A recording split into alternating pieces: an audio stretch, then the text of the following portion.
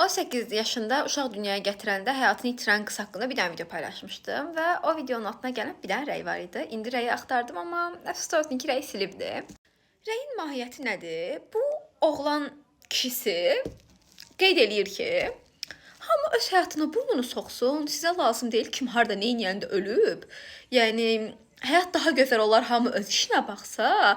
Yəni ki 13 yaşlı qızda boyda Haikyuu saldınız da nə oldu? Öz işinə bax. Videonda bir mesaj idi. Ümid edirəm ki, xətasını anlayıb, silib, linçləyib, silməyib. Biz insanlar olaraq hakim deyilik, avukat deyilik, yəni vəkil deyilik və qanuna müdaxilə edə bilmərik, qanunu dəyişə bilmərik, amma bir şey dəyişə bilərik. Özümüzü dəyişdirərək gələcəyi yenidən formalaşdıra bilərik.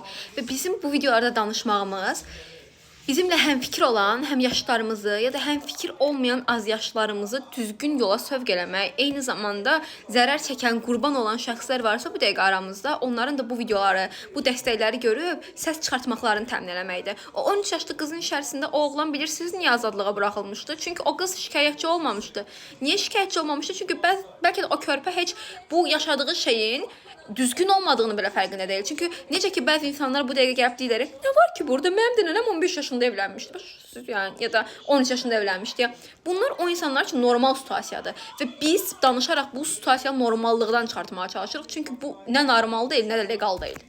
Və bu şəxsin fikrinə görə onda gərək bu şəxs, yəni gərək onda biz başımıza bir şey gəldikdə polisə getməyək. Neyini polisə gedib? Polisin nə işinə qapdı mənim həyatım?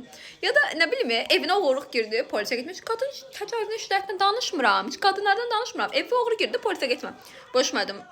Oğrunun həyatına niyə müdaxilə edirsiniz ki? Polis niyə gəlib sənin həyatına müdaxilə eləsin ki? Anava bacıva biri bir şey dedi. Sən niyə o adamı gidib döyürsən ki? Boşmadım. O adama niyə cəza verirsən ki? O adamın həyatına niyə müdaxilə edirsən sən neçə? Yəni yazıq, həqiqətən yazıq.